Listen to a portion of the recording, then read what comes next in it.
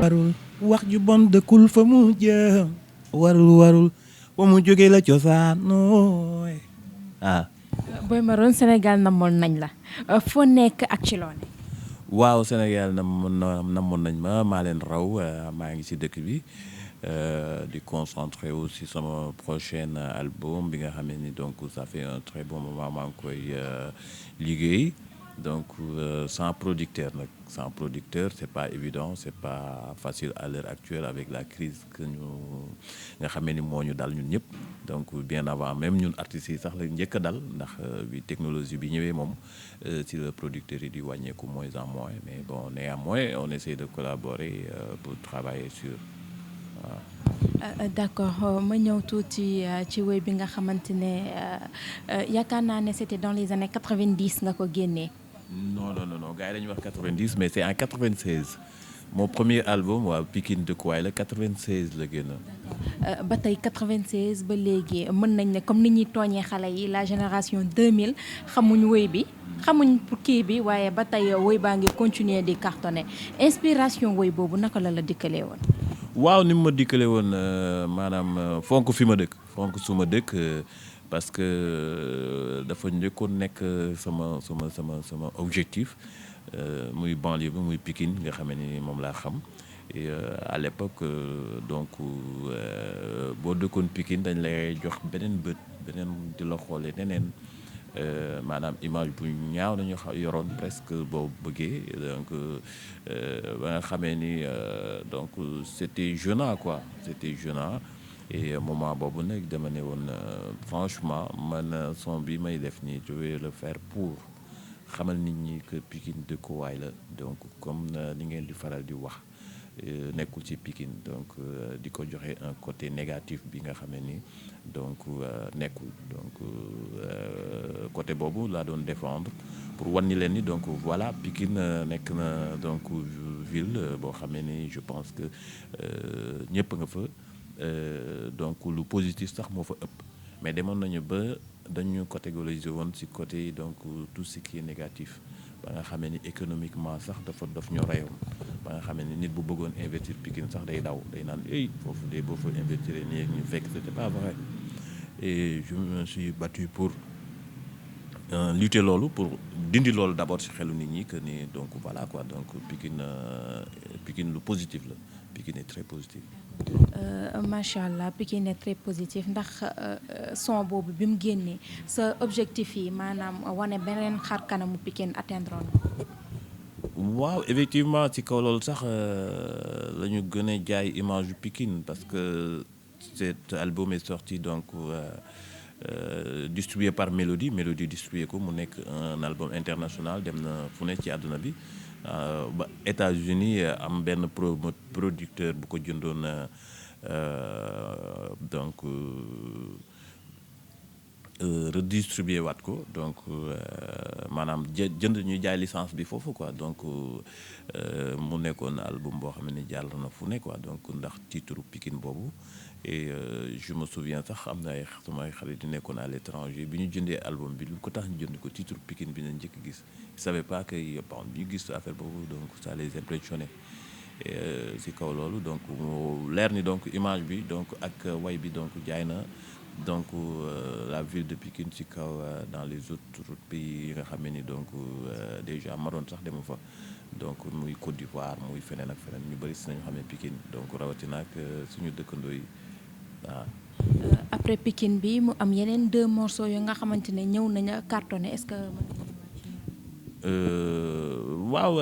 Pikine bi beneen album moo ci toppoon muy Hey mais si tu veux on reste toujours dans le cadre de l'album Pikine def nañ ci promotion bi donc def nañ ci Abidjan def nañ ci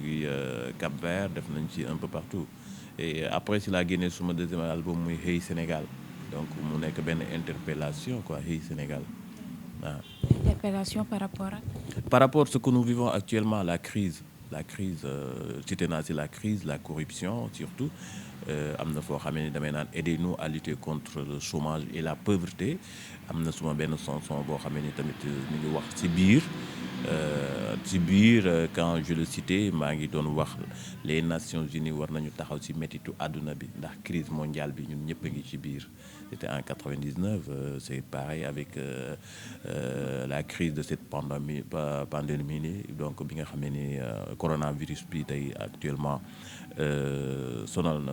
àdduna bi donc je peux dire que c'est une crise la et dans la mesure où que donc comme ni ñu wax waykat yi souvent dañuy def des recherches ci kaw seen intelligence ñu way donc yàlla def mu nekk loo xam ne xëy na nit ñi nañ ko dund d'ici peu donc album boobu noonu la demee ci la waaye réew mi aussi di inviter donc nos hommes politiciens de faire une coalition pour travailler le pays je pense que di woo parti politique yëpp ñoo tiisoo jokkoo fexe donc nu ñu jaare ba indi koom-koom ci réew mi donc ba ma koy way c'était en 99 donc di si invité donc des hommes politiques yi nga xam ne donc ñun ñooy suñu kilifa daanaka ñu ngi leen di soutenir saa su ne mais nag soxla nañu coalition bi nga xam ne ni donc il pourra donc faire le Sénégal waaw. Boy Maroon li gën a jaaxal sénégalais yi mooy lu tax après succès yooyu yëpp parce que son bu ñëw dàq sa morom son bu ñëw sénégalais yi gën ko bëgg beneen ñu jékki-jékki Boy Maroon disparaître bàyyi musique bi mu ne dafa émigré ji. Non, je n'ai jamais été donc lâché musuma bàyyi musique musuma immigré ji donc au contraire j'étais en contrat avec un label français muy Luz Africa qui m'avait permettre donc d'aller vers eux pour faire la promotion de ces deux albums li waral donc suma tukki boobu ça fait partie ci laa demee donc Europe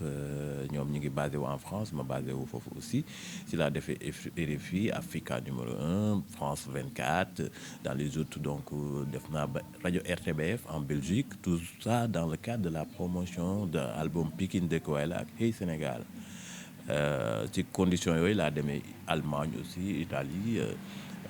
toujours maa ngi basé wu en France donc bi ñu demee nag ba benn moment ñu nekk en rupture de contrat donc avec le label là Luz Africa comme ni ma la wax nii presque ñun ñëpp a nekk en galère dans la mesure où que nouvelle technologie bi ñëw na ba nga xamee ni donc sonal na musique bi producteurs yi di wàññi ndànk-ndànk man je fais partie parmi donc si artistes yu ñu wàññi woon ci label boobu ci la bokk dans la mesure où que c'est le même label de Césaria Evora Olivier Ngoma Mewé il y a dans d'autres artistes j'étais parmi des artistes de ce label-là donc Luz Africa et en 2004-5 si le contrat bi jeexee ma toog ma ne xaaral pourquoi pas ma tenter une autre expérience ci kaw loolu de ce fait que jël naa temps en France pourquoi pas ma toogaat taaxir lu jàngaat bon si la toogee donc si la créé en 2006 une association avec sumay ñaari xarit yu ma collaboré woon donc tuddee ko Afrique Brassage Culturel bon il y avait cette idée là à l'époque bëggoon ko sax def Sénégal ma ne pourquoi pas ici là de ce fait que actuellement maa ngi France et yàlla def mu réussir donc ma fondé Afrique Brassage Culturel boobu en 2006 et ñu nekk si di ci liggéey en même temps di ci korkor yi avec la musique toujours et échange aussi on a fait d'autres échanges avec d'autres musiciens qui sont de l'autre coin du monde en Europe et ci kaw loolu donc bi ma rootee ba root ba xam ne nag franchement donc root naa pourquoi pas donc maintenant donc retour au pays donc voilà avec des projets. Mais est-ce que li nga dem basé wu un peu en France pour continuer sa carrière internationale rayu la un peu fii nii ci sa propre dëkk. Je ne pense pas dans la mesure où que xëy na nit ñi dañu fàtte ni musique donc de course de vitesse musique donc c'est une longue chemin dans la mesure où que man je souhaitais même génn je souhaitais parce que après si laay comprendre que musique du fii rek quoi si laay comprendre si laa gën a amee ay idées ouvertes si laa gën a comprendre c'est quoi donc métier bi ma nekk nii dem naa ba donc si la donc aussi tàggatee sama bopp si management bi sax donc xam ne donc war ma yem ci way rek et donc ma gën a creuser sama bopp suma xel ak suma xalaat pour yokk suma expérience donc pour mes futurs et comme j'avais 2 albums sur le marché c'était nouveau comme expérience et j'avais besoin aussi donc d'être entouré d'une manière. Et comme ici, je n'avais pas cet entourage-là parce que j'avais un label français, donc bu nekkoon Nous Africa nekk de l'autre côté. Et j'étais obligé d'être à côté d'eux et en attendant que mais am donc des possibilités pour donc émerger wu fii mais quand même donc def naa ñu promotion bi fii comme nu ñu ko war a defee quoi ben comme je dis et maintenant bon voyage boobu c'était logique c'était juste dans la cadre de la promotion de l'album parce que man produire wu ma suma bopp ñoom ñoo ma produire waaw. Juste dans le cadre promotion album bi nga dem ñu jékki-jékki dégg Boy Maroon ci ay histoire ba jàppante ak justice sénégalais yi comprendre uñ boobu ba léegi est-ce que mën nga dellu justice sur ban côté man je ne pense pas que jàppante na ak justice bon Dieu merci ah mosuma fa jaay drogue